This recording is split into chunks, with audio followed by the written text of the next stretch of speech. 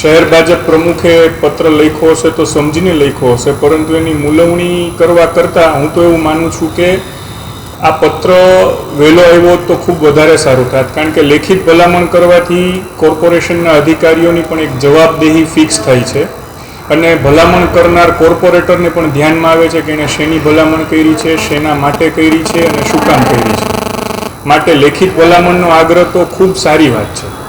ખાસ આ પ્રકારના પત્ર ક્યાંક જે પદાધિકારીઓ હોય છે એના જે ભલામણો છે તે ખુલ્લી નહીં પાડી દે, કઈ રીતે?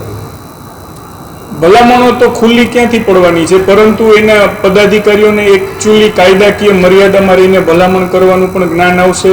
ઘણી વખત અધિકારીઓ પણ કાયદાકીય મર્યાદાઓ શું છે જાણ્યા વિના ઘણી વખત પત્ર ફોરવર્ડ કરી દેતા હોય છે. સ્ટેન્ડિંગમાં પણ ઘણી ઘટનાઓ એવી બની છે કે જેમાં અમુક કાયદાની વિરુદ્ધની ભલામણો અધિકારીઓ દ્વારા આવી ગઈ હોય, તો આ પણ બધું અટકશે અને સરવાળે લેખિતમાં થાય તો એ પ્રજાકીય કામમાં એક અધિકારીઓની જવાબદેહી ફિક્સ કરશે, જેને લીધે કામમાં ઝડપ આવશે. ટીઆરપી ગેમ ઝોન પછી આ પત્ર જાહેર કરવાનું કારણ શું?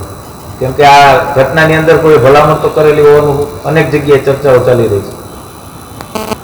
ટીઆરપી ગેમ ઝોનની દુઃખદ ઘટના પછી ઘણા બધા તંત્ર દ્વારા સુધારા થઈ રહ્યા છે અને ક્યાંક ને ક્યાંક એમાં જે કંઈ જાગૃતતાનો અભાવ હતો એ દૂર થઈ રહ્યું એવું લાગી રહ્યું છે. અત્યારે જે સીલિંગની પ્રક્રિયા ચાલુ છે અને કડક હાથે કાર્યવાહી કરવામાં આવી રહી છે, આપ એક ભાજપના કોર્પોરેટર તરીકે એક કઈ રીતે જુઓ છો?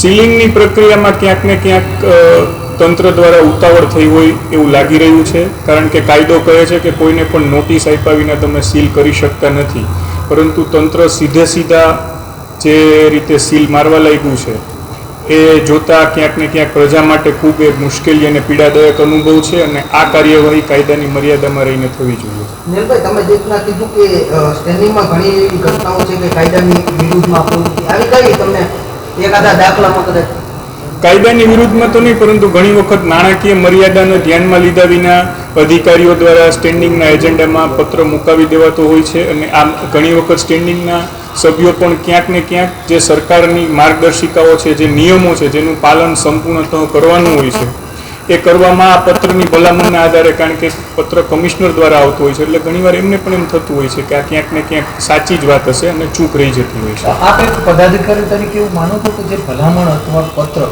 એ એક કાયદાની મર્યાદામાં રહીને થવું જોઈએ, જેની ભલામણ થતી હોય એને થવું જોઈએ, લાગવગ ન હોવું જોઈએ? ભલામણ હોવી જોઈએ પણ લાગવગ ન હોવી જોઈએ, એવું માનો છો તમે?